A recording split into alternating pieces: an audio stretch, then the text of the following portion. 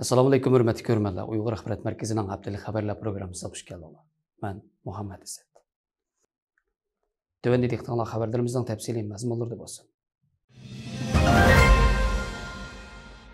Reuters agentlik to'rining 6-martdagi xabariga ko'ra, Birlashgan Davlatlar Tashkiloti tomonidan tayinlangan 18 nafar mustaqil mutaxassisdan tashkillangan bir komitet shu kuni tafsiliy doklad e'lon qilib, Xitoy doiralarini kishilik huquq tutumini yaxshilashga undab, o'zlarining Xitoyning Sharq Turkistondagi yerlik musulmonlarga qaratgan Uyg'urlarning majburiy emgakka selinishini o'z ichiga olgan qilmishlardan andish qilayotganligini bildirgan. Mazkur komitetning doklati oldingi oyda Janvada o'tkazilgan bir qator isbot anglash yig'inlaridan keyin e'lon qilingan bo'lib, mazkur yig'inlarda kishilik huquq tashkilotlari Xitoyning tojismon virus vabo siyosatlari, kishilik huquq qo'g'dag'uvchilarga va Sharq Turkistondagi yerlik musulmonlarga qaratilgan zulmlar qatorliq bir qator temalarni o'tirib qo'ygan. Mazkur komitet Xitoy hukumatining darhol qonun ma'qullab, barliq majburiy emgak sistemalarini amaldan qoldirishga va mazkur sistemaning cheklamasiga uchragan barliq kishilarni qo'yib berishga chaqirgan. Reuters agentlik to'rining 7-martdagi xabariga ko'ra, Xitoydagi ikki quyosh energiyasi shirkatining bildirishicha, Amerikaning Xitoydan quyosh energiyalik batareya taxtisi import qilishi Uyg'ur majburiy emgakining oldini olish qonunining yo'l qo'yilishi sababli bir necha oylik turg'unlikni boshdan kechirgandan keyin yaqinda yangidan ishga boshlagan. Aqsaray amaldori 6-mart o'tkazilgan energiyaga aloqador yig'inda import miqdorining o'rlayotganligini dalillab, buni Uyg'ur majburiy emgakining oldini olish qonunining texmo aniq belgilamalariga amal qilganligining natijasi deb ko'rsatgan.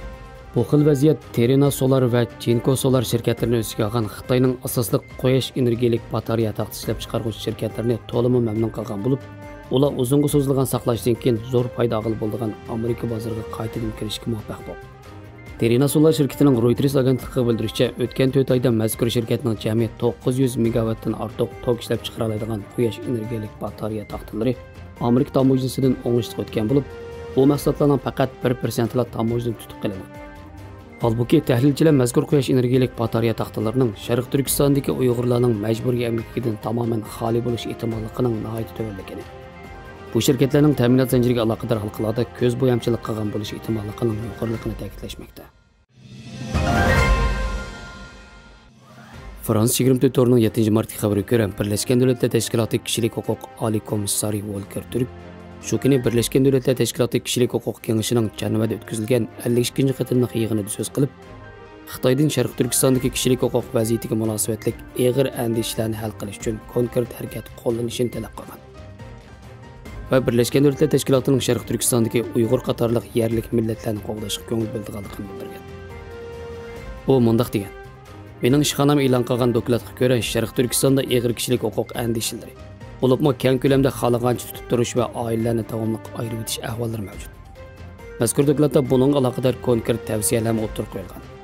Halbuki Xitoyning Birlashgan Davlatlar Tashkilotidagi elchisi Chen Shu Volkerning bu so'ziga qarata Xitoyning atalmish terrorlikqa va radikallashga qarshi turish tirishchanligining natijasida Sharq Turkistonda kishilik huquq yaxshi qo'llanmoqda degan.